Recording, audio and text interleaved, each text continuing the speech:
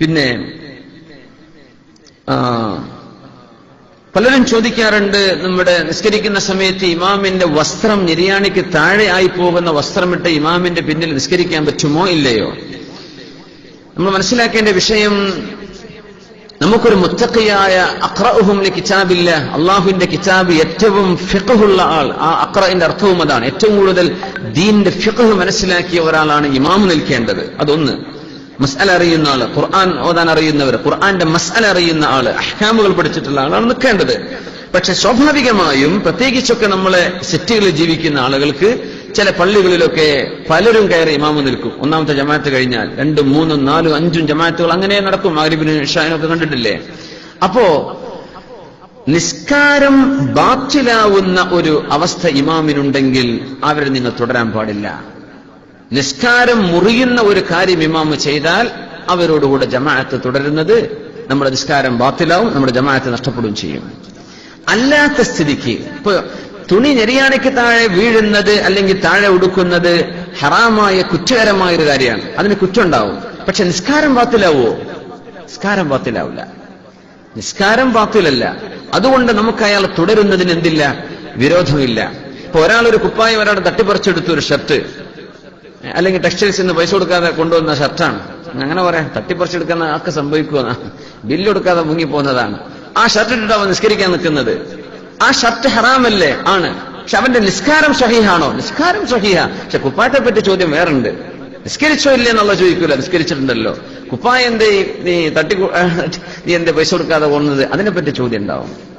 അപ്പോ നിസ്കാരം ബാത്തിലാവാത്ത വിഷയങ്ങളാണ് ഇതൊക്കെ. അതുകൊണ്ട് തുടരുന്നതിന് വിരോധമല്ല. അതുമാത്രമല്ല, സല്ലു ഖൽഫ കുല്ലി ബർരിൻ വഫാജിരിൻ എന്ന് റസൂലുള്ളാഹി സ്വല്ലല്ലാഹു അലൈഹി വസല്ലം ഹദീസ് ഇന്നത്തെ കാലഘട്ടത്തിൽ അത്യാവശ്യമാണ്.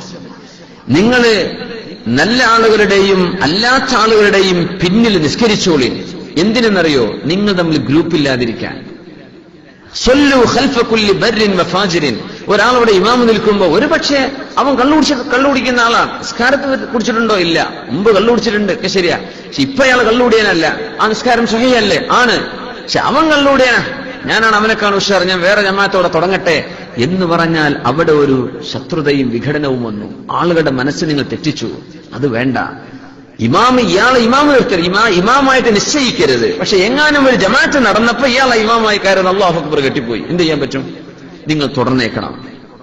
നിങ്ങൾക്ക് ജമാഅത്തിന്റെ കൂലി അല്ലാഹു തരും. ഇവിടെ നമ്മൾ മനസ്സിലാക്കേണ്ട വിഷയം ഈ വിഘടന. അതുകൊണ്ടാണ് ഞാൻ എപ്പോഴും പറയുന്നത്, നാട്ടിലൊക്കെ സംഘടനകളൊക്കെ പള്ളി ഉണ്ടാക്കിയാലേ ഖിയാമത്ത് നാൾ വരെ യോജിച്ചു പോകാൻ പറ്റാത്ത അവസ്ഥ വരും. ഇവിടെ റോഡിന്റെ ഇപ്പുറത്തൊരു ജമാഅത്ത് പള്ളി.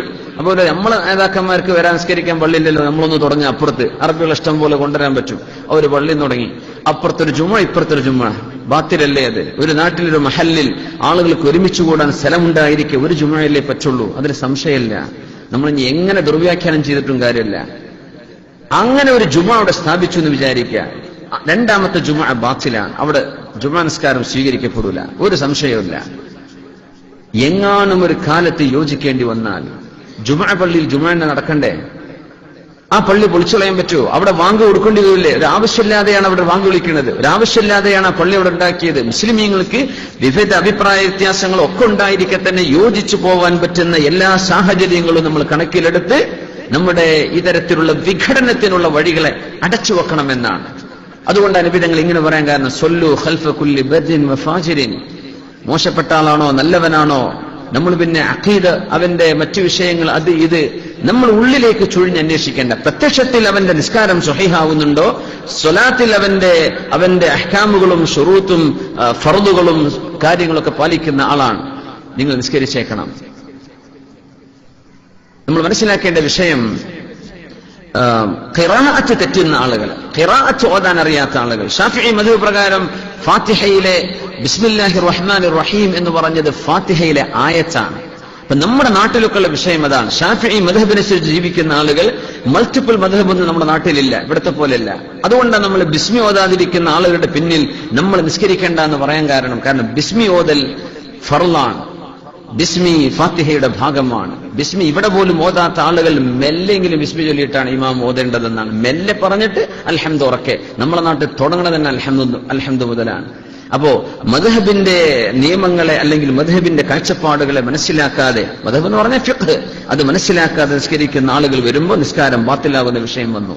അതുകൊണ്ടാണ് നമ്മുടെ നാട്ടിലൊക്കെ അത് ശ്രദ്ധിക്കണം എന്ന് പറയാൻ കാരണം. ഇവിടെ ഹനഫി മദ്ഹബിലോ മറ്റു മാലിക്കി മദ്ഹബിലോ നിസ്കരിക്കുന്ന ആളുകളെ സംബന്ധിച്ചിടത്തോളം അൽഹംദു മുതൽ നേരെ അവർ തുടങ്ങിയാലും നിസ്കാരം സ്വഹീഹാണ്. ഇവിടെ അത് ബാധകമല്ല. കാരണം ഒരുപാട് മദ്ഹബ് മിക്സ്ചറായി ജീവിക്കുന്ന പ്രദേശങ്ങളാണ് ഗൾഫ് രാജ്യങ്ങളൊക്കെ. അതുകൊണ്ടാണ് നമ്മൾ അതിന്റെ ഉലമാ അതിൽ ഇളവുണ്ട് എന്ന് പറയാൻ കാരണം. ഫാത്തിഹ ഓതുന്ന സമയത്ത് മഖ്റജ് ശരിയില്ലാത്ത ആളുകൾ, തജ്വീദില്ലാത്ത ആളുകൾ, ഫാത്തിഹ തന്നെ തെറ്റുന്നുണ്ട്, അങ്ങനത്തെ ആളുകളുടെ പിന്നിൽ നിസ്കരിക്കാൻ പറ്റൂല. നിസ്കാരം ബാത്തിലാവുന്ന എന്തെങ്കിലും കാര്യം ഇമാമ് ചെയ്യുന്നുണ്ടോ അവരുടെ പിന്നിലുള്ള നിസ്കാരം ബാത്തിലാണ്. അല്ലാത്ത സ്ഥിതിയിൽ ഇൻഷാ അള്ളാഹു ആ നിസ്കാരം സ്വീകരിക്കുമെന്നാണ് പ്രതീക്ഷ. അല്ലാഹു അലം. പിന്നെ ഇവിടെ ചോദ്യം വന്നു, സുബ്ഹിക്ക് കോഴി കൂവുന്നത് ഇസ്ലാം പറഞ്ഞിട്ടുണ്ടോ എന്ന്. കോഴി കൂവുന്നതിനെ സംബന്ധിച്ച് വന്നിട്ടുണ്ട്. അത് തസ്ബീഹാണെന്നും അത് അള്ളാഹുവിനെ ദിക്ർ ചൊല്ലുകയാണെന്നും എന്ന് ഹദീസിൽ, അതുപോലെ തന്നെ ഈ തവളയുടെ ശബ്ദം ഒക്കെ തസ്ബീഹുകളാണെന്ന് വന്നിട്ടുണ്ട്. സുബഹിന്റെ വാങ്ക് കോഴിന്റെ കൂവലാന്ന് വന്നിട്ടില്ല. കോഴി കൂവുന്നതിന് മുമ്പ് തന്നെ വാങ്ക് കൊടുത്തിരിക്കും. അപ്പോ കോഴി കൂവുന്നതിന് സുബഹിന്റെ വാങ്കാണെന്ന് വിചാരിക്കേണ്ട.